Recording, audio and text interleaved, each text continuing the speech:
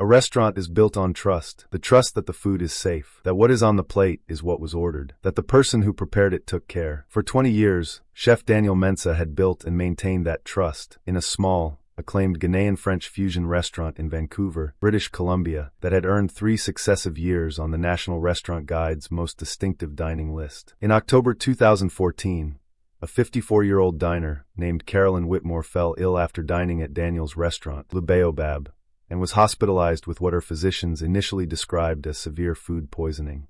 Carolyn filed a complaint with the Vancouver Health Authority. A criminal investigation followed. Daniel was charged with criminal negligence causing bodily harm. He was convicted in 2016. Le Baobab closed the week after the verdict. Daniel served 2 years of a 3-year sentence before the toxicology evidence that should have been central to the original investigation was finally, properly reviewed. Carolyn Whitmore had not been poisoned by Daniel's food. She had been poisoned by something she had consumed before she arrived at the restaurant. The full toxicological picture, which had been available in the original investigation and had not been adequately interpreted, made this clear to any gastroenterologist who looked at it carefully. No gastroenterologist had been engaged. A general physician had offered an opinion. The opinion was wrong. A chef spent 2 years in prison and lost the restaurant of his life for a meal that had nothing to do with the illness that followed it. This is that story. Daniel Mensah had grown up in Accra, Ghana, the son of a woman who cooked, not professionally, but with the kind of skill and invention that produces, in children who grow up eating her food, an understanding of what cooking can be at its best. He had come to Canada at 22, worked in restaurant kitchens in Montreal and Toronto for 8 years, trained under a Senegalese-French chef in Ottawa for 3 years, and arrived in Vancouver at 33 with a clear idea of what he wanted to build. Le Baobab opened in 2001 on a quiet street in the Mount Pleasant neighborhood. It was small, 22 covers, and it served food that had no precise category. Ghanaian spices and techniques applied to French classical structures, with local Pacific Northwest ingredients. It was, from its first year, something people talked about, something people drove across the city for, something people brought visitors to because it was one of those rare restaurants that could only have existed in that place, made by that person. Daniel had won a James Beard Foundation Award nomination in 2010. He had been profiled in 3 national food magazines. He had declined 3 offers to open second locations because the restaurant he had was the restaurant he wanted, and he understood that scale is the enemy of the thing that makes a small restaurant irreplaceable. He had a head chef and 4 kitchen staff. He had a manager, Patricia, who had worked with him since 2005. He had hygiene inspections that had never returned a critical finding. His kitchen protocols were documented and followed. He was, by every professional measure, running a safe, excellent restaurant. Carolyn Whitmore dined at Le Baobab on October 16, 2014, with her husband and 2 friends. She ordered the West African bouillabaisse and a glass of white wine. She ate most of the dish and reported enjoying it. She left the restaurant at 9:40. By 11:30, she was in the emergency room at Vancouver General Hospital. Carolyn Whitmore's symptoms on the night of October 16th were severe: violent nausea, vomiting, and abdominal cramping that required hospitalization and intravenous fluid replacement. The emergency physician who treated her noted the timing, approximately 90 minutes after her meal at Le Baobab, and documented a provisional diagnosis of acute food poisoning. The provisional diagnosis was noted in the hospital records. It was communicated to Carolyn's husband. It was communicated, eventually, to Carolyn herself when she was well enough to understand it. By that point, the provisional diagnosis had become, in the family's understanding, a confirmed one. A provisional diagnosis of food poisoning, made by a busy emergency physician on the basis of timing and symptoms, is not the same as a toxicological finding of food poisoning. It is a clinical starting point, a reasonable hypothesis to investigate rather than a conclusion. The investigation that followed did not always maintain this distinction. The Vancouver Health Authority conducted a food safety inspection of Le Baobab within 48 hours. They tested samples of the ingredients used in the dishes served that evening. They found nothing. No bacterial contamination. No toxin. No pathogen. The kitchen was clean. The food was safe. Carolyn's blood and urine samples, taken on the night of her admission, had been sent for toxicological analysis. The analysis came back with findings that a gastroenterologist would have found immediately significant: The specific toxicological profile was inconsistent with bacterial food poisoning, but consistent with a reaction to a compound, specifically a naturally occurring toxin found in certain mushrooms, that would have been consumed 4 to 6 hours before symptoms appeared. Carolyn had lunched on October 16th at a restaurant in Gastown that had included a wild mushroom risotto in its menu. She had ordered the risotto. She had eaten it at approximately 1:30 in the afternoon. The timing placed the mushroom consumption at precisely the window that the toxicological profile indicated. The general physician who reviewed the toxicology report for the criminal investigation was not a gastroenterologist. He noted the toxicological findings. He did not connect them to the mushroom consumption. He offered an opinion that the profile was consistent with a severe gastrointestinal reaction, which it was, but he did not specify the source. The criminal investigation, following the physician's report, proceeded on the assumption that the source was lubeobab. Daniel was charged with criminal negligence causing bodily harm in November 2014. The trial of Daniel Mensah opened in Vancouver in March 2016. It lasted 3 weeks. The prosecution's case was built on the timing of Carolyn's illness, 90 minutes after the lubeobab meal, and on the general physician's expert opinion that her symptoms were consistent with acute food poisoning from a restaurant meal.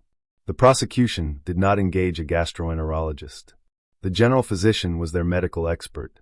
The defense challenged the physician's expertise. They argued that a general physician offering an opinion on the source of a specific toxicological finding was operating outside their specialist knowledge. They pointed to the clean food safety inspection. They pointed to the absence of any confirmed pathogen in lubeobab's food samples. They also, and this was the element that should have been decisive, raised the Gastown risotto. Carolyn's lunch records, obtained through her credit card records, showed the Gastown restaurant visit. The wild mushroom risotto was on that restaurant's October menu, confirmed by the restaurant's records. The timing of consumption matched the toxicological profile. The prosecution countered that the risotto explanation was speculative, that no toxicological test had specifically identified the mushroom compound in Carolyn's samples, merely that the profile was consistent with it. They argued that the consistency with the profile could reflect multiple sources, and that the timing of the lubeobab meal was a more proximate explanation. This argument required the jury to prefer the temporally proximate explanation, 90 minutes, over the toxicologically indicated explanation, 4 to 6 hours. Without a gastroenterologist to explain why the 4 to 6 hour window was clinically more significant than the 90-minute window, the jury had no way to weigh the two explanations appropriately. They deliberated for 4 days. They found Daniel Mensah guilty. He was sentenced to 3 years. Lubeobab closed the following week. Daniel's manager Patricia spent a month helping close the restaurant that she had run for 11 years, settling accounts, returning deposits, writing to the suppliers and regulars who had been part of the restaurant's life. She said later that it was one of the hardest things she had ever done, that closing the restaurant felt like closing a person. Daniel Mensah entered the Matsqui Institution in Abbotsford, British Columbia in April 2016. He was 47 years old. He had been cooking professionally since he was 22. He did not cook in prison. He worked in the laundry. He said later that not cooking was a choice, that he could have sought work in the prison kitchen and did not. That the kitchen was not a place he was able to be while his own kitchen was closed and his restaurant was gone. He read. He wrote long letters to his mother in Accra, who was 81 and in declining health, and who had never fully understood what had happened. The distance and the language and the complexity of the legal situation had made explanation difficult. He wrote to her about food, about specific dishes, about the market in Makola, where she had taught him to choose vegetables as a child. He wrote about her cooking with the specificity of someone who needed those memories to be precise and present. His wife, Abina, visited every fortnight. She had been a nurse for 17 years, and she brought to the visits the practical calm of someone who has learned to be functional in places that are designed to produce distress. She brought him news of friends and the neighborhood, and, increasingly, news of the appeal. The appeal had been filed in June 2016 by a new legal team engaged after the conviction. The team included a food safety lawyer and, crucially, a gastroenterologist, Dr. Mei Chun, who had reviewed the original toxicology report and had been, in her own words, immediately troubled by it. Dr. Chen's review took 3 months. Her conclusion was unambiguous. The toxicological profile in Carolyn Whitmore's samples was specifically consistent with amatoxin poisoning from Amanita phalloides, the death cap mushroom, at a dose that would produce severe gastrointestinal symptoms with a lag of 4 to 8 hours. It was not consistent with bacterial food poisoning from a restaurant meal consumed 90 minutes earlier. The two presentations are clinically distinct and should not have been confused by anyone with specialist knowledge of gastrointestinal toxicology. Dr. Chen's report, filed with the British Columbia Court of Appeal in October 2017, was 41 pages. It included a detailed toxicological analysis, a clinical comparison of amatoxin poisoning and bacterial food poisoning presentations, and a specific conclusion that the symptoms and toxicological profile exhibited by Carolyn Whitmore on October 16, 2014 were consistent with amatoxin exposure from the wild mushroom risotto she had consumed at approximately 1:30 that afternoon. The report also identified something that the original investigation had not pursued. The Gastown restaurant's wild mushroom supplier for October 2014 had subsequently been subject to a food safety recall notice by the Canadian Food Inspection Agency in December 2014, 6 weeks after Carolyn's illness, for a batch of foraged wild mushrooms that had included specimens of Amanita phalloides. The recall had been issued after 3 other diners at the same Gastown restaurant had reported similar symptoms. 3 other people, with similar symptoms, from the same restaurant. 6 weeks after Carolyn Whitmore, the food safety recall was a matter of public record. It had not been identified in the original investigation because the investigation had closed with Daniel's charge and had not continued to look. The Crown prosecution reviewed Dr. Chen's report and the CFI recall notice.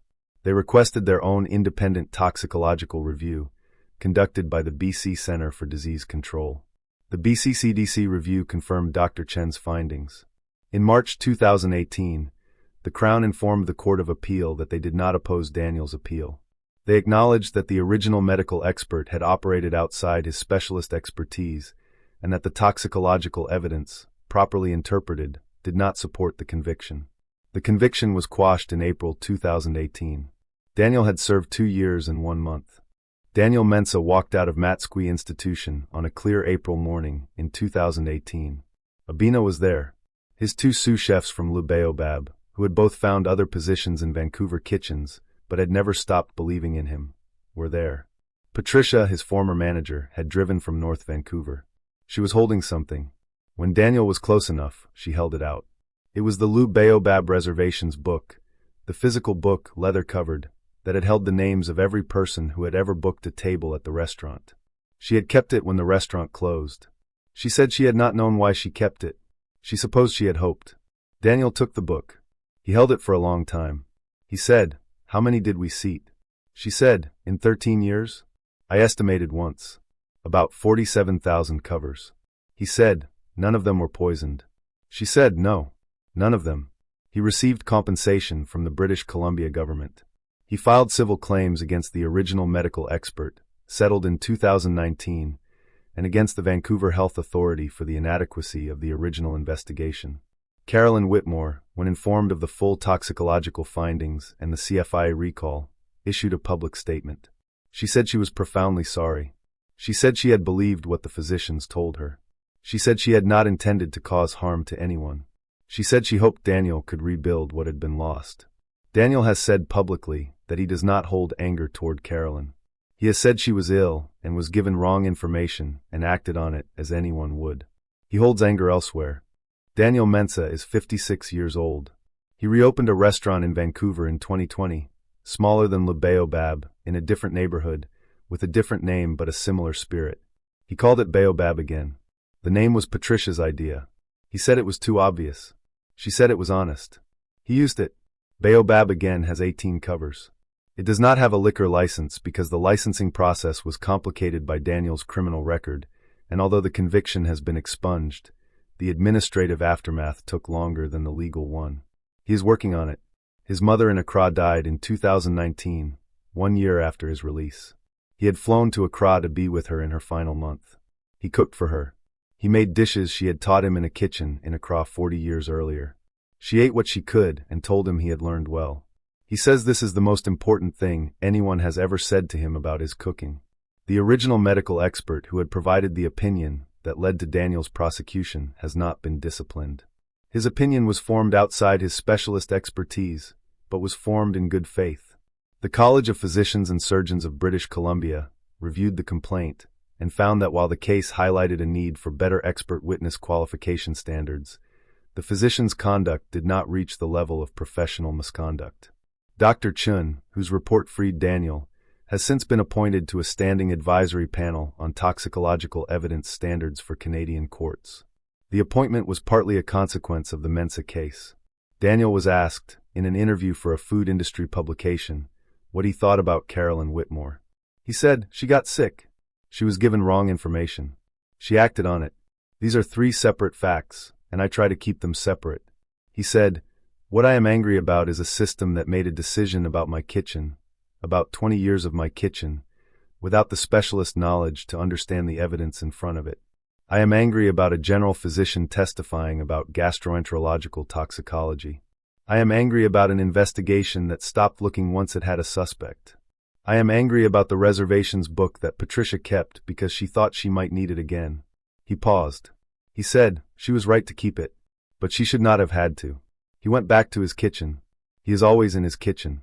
That is where truth lives for Daniel Mensa. In the food, in the care, in the 47,000 people he fed and never harmed.